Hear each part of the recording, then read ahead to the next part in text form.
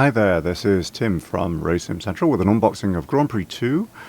This is the European version, and this on the right is the US version. I'll be looking at the US version first, because I'm probably going to skip over most of the manual and things in this one.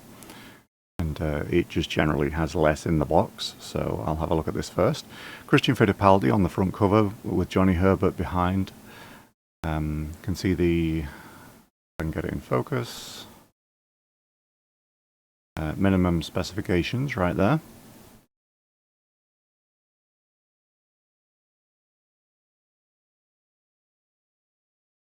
Sides just have the logo on them. Here's a look at the rear. Quite a lot different in design to the British or European version. And interesting screenshots, really. Licensed by Fokker, which was probably a lot cheaper than going to the other people that had rights to Formula One at that point.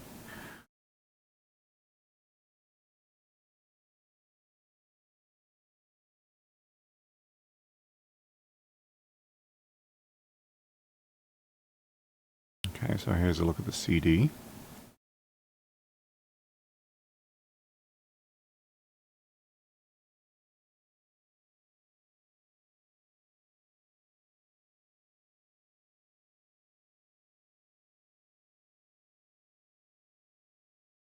Kind of interesting to see all of the documentation for the US release.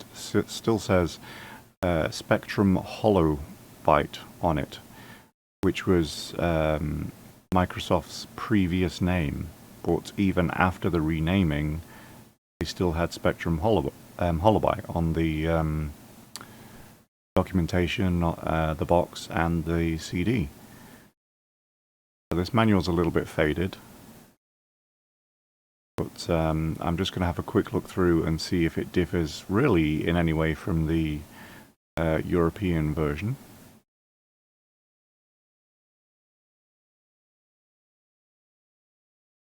Obviously, feel free to pause so that you can read any of this text. It should be high enough resolution for you to do that. But please bear in mind that when I know that I've got to what looks like it's going to be a duplicate of the European version, then I'm probably going to skip through the manual pretty quickly.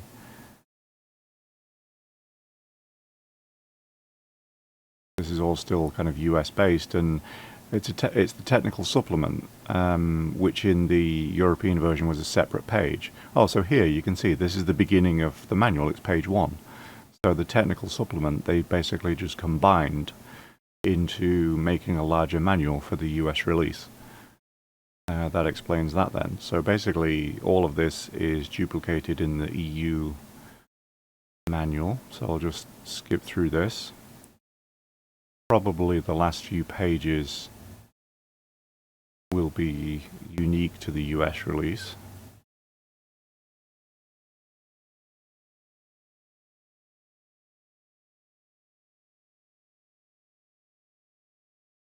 Not really. So you can see the license agreement on the back there.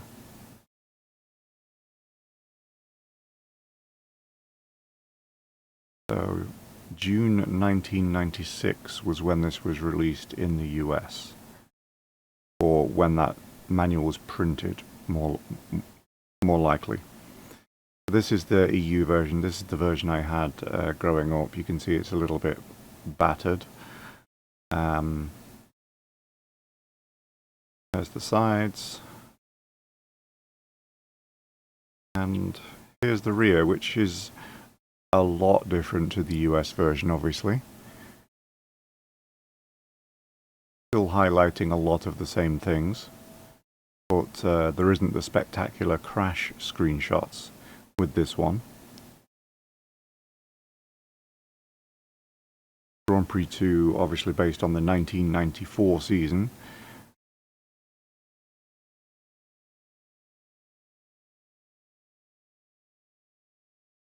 So this is a registration card.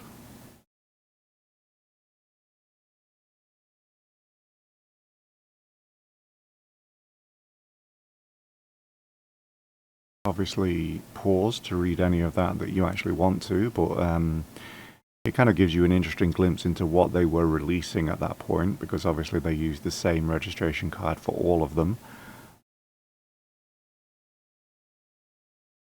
How to obviously install and run. Here's a technical supplement, which obviously was combined into the manual in the US version. And it does say Spectrum Holobyte there, actually. I didn't really think that they had ever used that name in a British release. But I guess I'm incorrect there. A little bit of rust on the staples. But other than that, it's in fairly good condition still. The technical supplement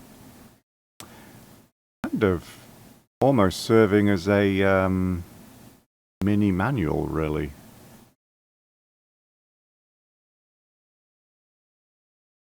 With the track maps. 1994 was really an interesting calendar as well. I think both 91, which the first Grand Prix game was based off, and Grand Prix 2 being based on 1994, they were both fantastic calendars, so the track set is really quite nice. As is the full grid of cars, you know. These days there's not as much traffic really to deal with, and obviously everything has to be within 107% on pace, which of course means that you don't get as much action lapping cars as you used to.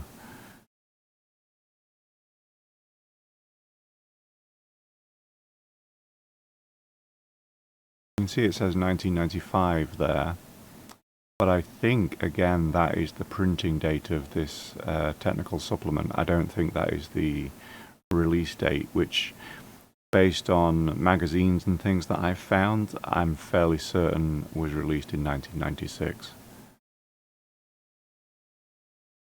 This is all I have as far as the CD. I frankly don't remember if there was anything else in this jewel case, like as to serve as a sleeve or anything. So let's get down to this manual. This is one of the best manuals that I can remember. Lots of colour, obviously. It's a premium manual. The information that's in it is great. And it really takes you as in-depth as you could possibly hope for, with what really is quite an advanced simulation for the time. It did have a lot of driver aids, because it was that kind of crossover period between people having keys and people using joysticks and steering wheels. So any software that was released, it really had to be something that you could comfortably drive with keys, which was obviously what the focus was with Grand Prix 1 as well. Over on the left there you can see like what's new for people that played the previous title.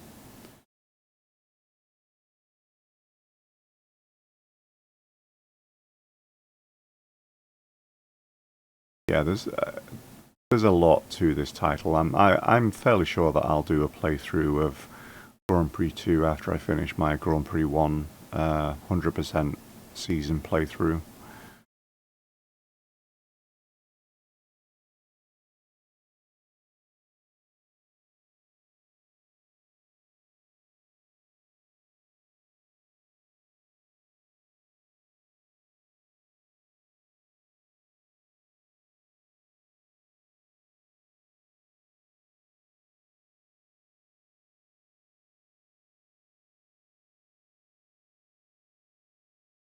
Yeah, you can see controlling the car there. You've got mouse control even.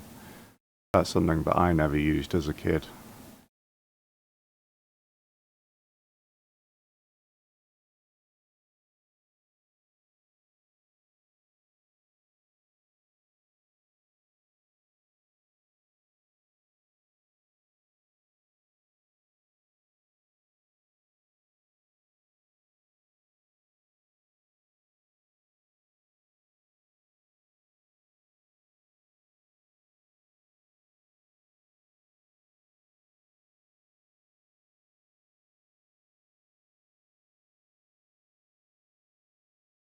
Obviously there's a little bit of reflection from the lighting in here. If you can't see any of this, I think the pictures are okay, but some of the text, it might be kind of whited out a little bit. If you struggle to read it at all, if you just try to pause the video when I'm turning the page, you know, I'll demo, yeah. That was something that was interesting in this title, is that you could deselect all of the drivers, because you could obviously select multiple drivers and then you could do what was basically hot seat multiplayer, where you would drive your stint, you would get out of the seat, someone else would get in the seat that would drive their stint, and then vice versa. And then if you deselected all of the drivers, then basically it would drive for you and you could just watch a race. It was one of the coolest things.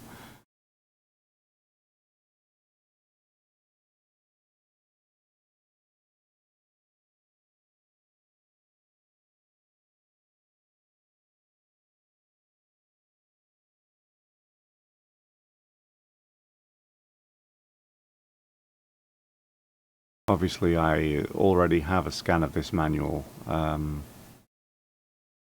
on the website, so if it's easier to view a PDF, you could do that as well.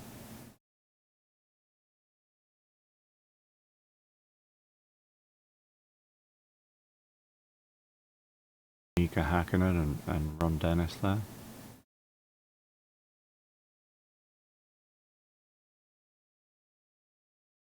Here's the circuits. Got the Interlagos circuit first. Pacific circuit, which Ada.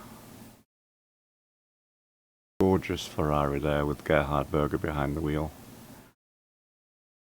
Imola. Obviously this is based on 1994, so it does have Tamburello there, unchanged. Monaco. Barcelona or Catalonia. And the silly chicane that they had put in there down at the bottom right. Gilles Villeneuve circuit in Montreal. I've actually been there. Magny-Cours in France. Silverstone, just a fantastic layout of Silverstone, which I'm still not sure why they changed. Hockenheim, fantastic layout of Hockenheim. It was so different to everything else, but again, they had to change it. Gara Ring, which really kind of cemented its place as a Central European, almost like a hub for the sport. Rubens Barrichello over on the right, leading away from pole, I think. Bath, I think it was kind of damp conditions, and had a fantastic qualifying lap. Monza.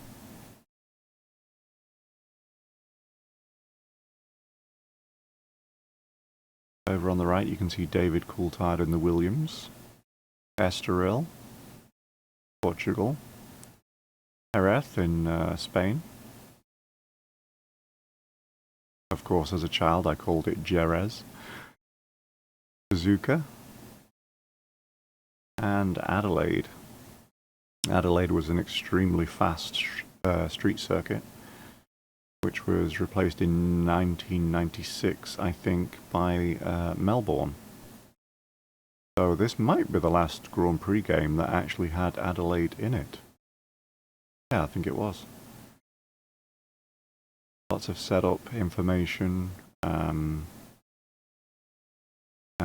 masses of information on what each setup change actually does for you.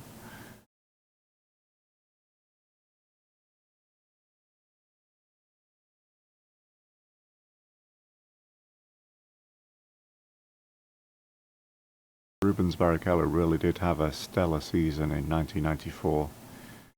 Was second in the championship, I think, by the time they got to Imola. and then of course had his massive accident in practice on Friday.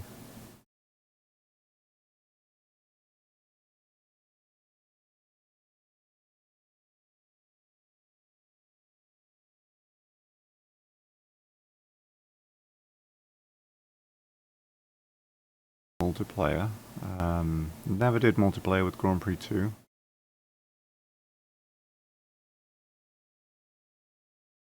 Down at the bottom right, you can see the safety car leading Senna around before his death. Certain people blamed that car for being too slow, which reduced the tire pressures, which reduced the ride height on the Williams.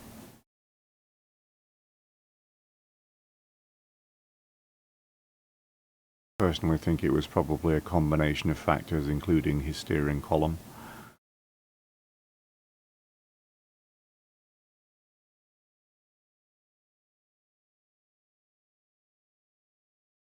Information on driving techniques now.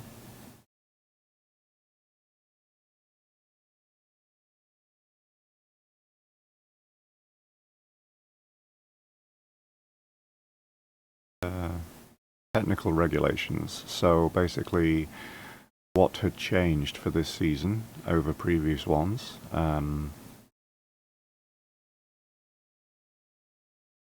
And over on the right hand side you can see that it also covers the changes of regulations within the season. There was quite a few of them.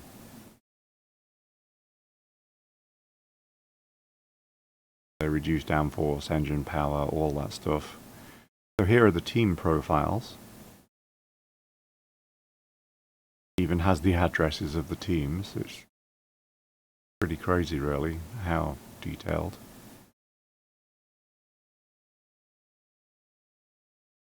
There's the Constructors' Championship. That's how they actually finished. Although at the top there it says Williams Ford, which isn't quite right. That should be Williams Renault, obviously.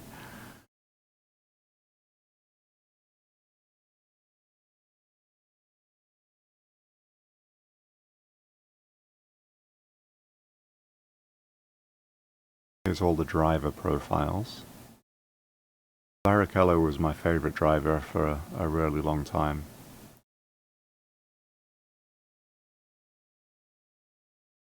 And there's the Pacific, which, if you didn't know, was actually based on the same design as the 1994 Benetton.